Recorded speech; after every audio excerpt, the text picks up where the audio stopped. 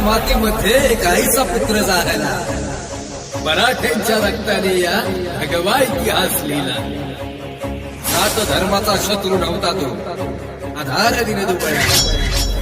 त्रिवार असावा मुजरा आमचा गड किल्ल्यांच्या या श्रीमंता.